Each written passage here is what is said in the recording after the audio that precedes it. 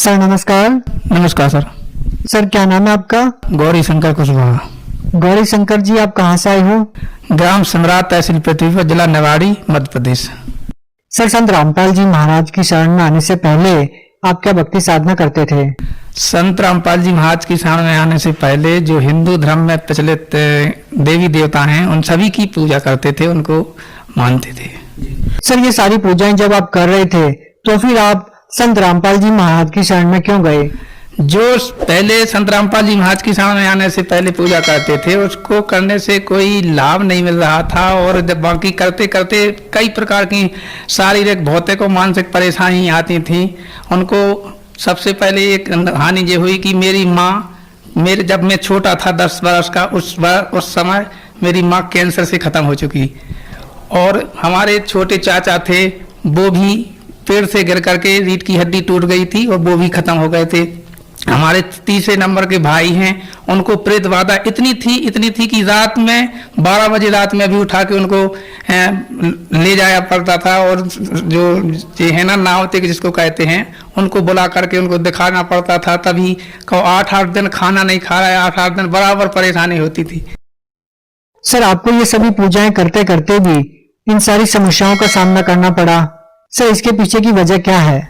इसके पीछे का वजह तो सर, आज जब संत रामपाल जी महाराज का जो ज्ञान सुना उससे जानकारी मिली है। पहले तो कोई जानकारी नहीं थी कि ये सोचते कि जो भाग में है वो मिल रहा है, लेकिन आज संत रामपाल जी महाराज ने अपने जो सतमार्ग बताया है, अपने गीता में पढ़ के बताया है कि गीता अध्याय 16 का श्लोक 23 में लिखा है कि जो शास्त्र विधि को त्याग कर मनमाना आचरण करता है उसको न सुख न शांति न गति कुछ नहीं होती है। तो ये आज मेरे को मालूम पड़ा है, इसलिए ये हानि हो रही थी, सतमार्ग नहीं मिला था।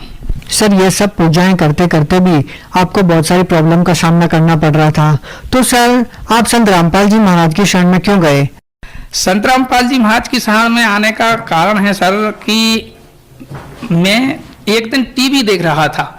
टीवी देखते देखते संत रामपाल जी महाराज का सत्संग आ रहा था, और संत रामपाल जी महाराज उस उल्टा लटका हुआ संसार रूपी जो पेड़ है उसके बारे में समझा रहे थे।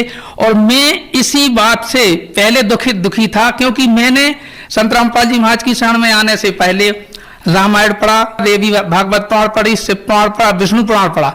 इनमें मेरे को एक शंका उत्पन्न हो रही थी कि ये मैंने मान लो विष्णु पुराण पढ़ा तो उसमें केवल विष्णु ही विष्णु सब कछु है, वही सबके पालनहार हैं, वही करता है। फिर शिव पुराण पढ़ा, शिव पुराण को पढ़ने से ये सिद्ध हुआ कि शिव ही सब कछु है, सभी देवों के देव हैं, महादेव हैं। रामचरितमानस को पढ़ा, उसमें एक मिला कि रामचंद्र जी के अलावा इस दुनिया में कोई भगवान नहीं है।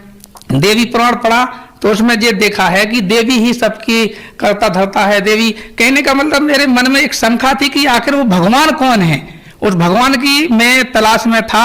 इस बीच टीवी पर सत्संग देखा, संत रामपाल जी महाराज गीता खोल के बता रहे थे। गीता अध्याय 15 का श्लोक 1 से लेके 4 और 16, 17 में स्पष्ट बता रहे थे कि उल्टा लटका हुआ संसार रूपी जो पेड़ है उसके बारे में बता रहे थे कि पूर्ण भगवान कौन है।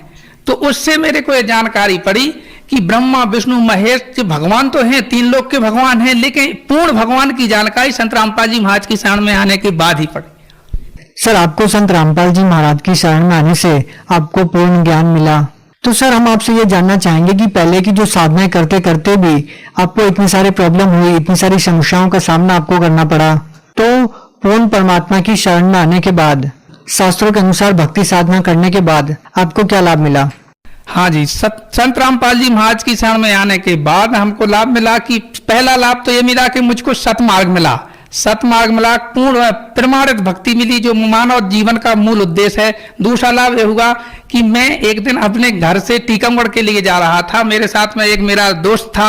अचानक रात में मैं थोड़ा जगने के कारण मैं बाइक से जा रहा था, तो बाइक से अचानक नींद लगी, वो गाड़ी इतनी एक्सीडेंट हुआ कि कम से कम 10 फुट आगे गाड़ी से उचक करके वे रोड से बाहर गिरा। संत रामपाल जी महाराज की इतनी दया हुई कि मेरे को कुछ भी खरोच नहीं आई, जबकि गाड़ी में टूट फूट हो चुकी थी। एक लाभ तो ये है। दूसरा लाभ ये है कि मेरे दोनों गुर्दों में सर्जी पथरी थी, जिसका इलाज मैंने झांसी DN मिश्रा झांसी में 2-3 डॉक्टरों से कराया, उनसे कोई लाभ नहीं मिलता था। डॉक्टर जब तक दवाई खाते थे तब तक उसको आराम मिलता था। संत रामपाल जी महाराज की जब से शरण में गए आज तक एक भी प्रकार की कोई दवाई नहीं खाई, पूर्ण रूप से स्वस्थ हैं।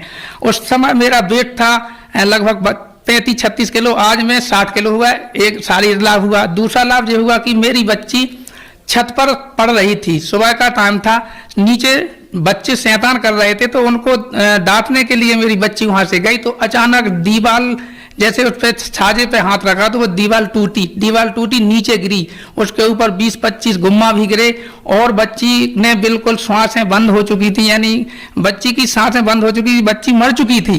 परमात्मा की शरण में थे तो परमात्मा संत रामपाल जी महाराज से प्रार्थना की कि हे मालिक, आपकी बच्ची कोई ऐसे ऐसे छत से गिर गई है, उसकी सांसें नहीं चल रही हैं। तो मालिक का आदेश आया कि बेटा परमात्मा दया करें और उसको थोड़ा नॉर्मल तौर पे छोटा सा इलाज करा दो। तो मैं उसको अपने पृथ्वीपुर अस्पताल ले गया। वहां जाकर मैंने उसका अल्ट्रासाउंड, एक्सरा, 2-3 एक्सरा कराए, उसमें कोई खरोंच नहीं निकली। और शाम के इतनी मालिक परमात्मा संत रामपाल जी महाराज की दया हुई कि बच्ची नेगती फिरती ही सभी गांव वालों ने देखा।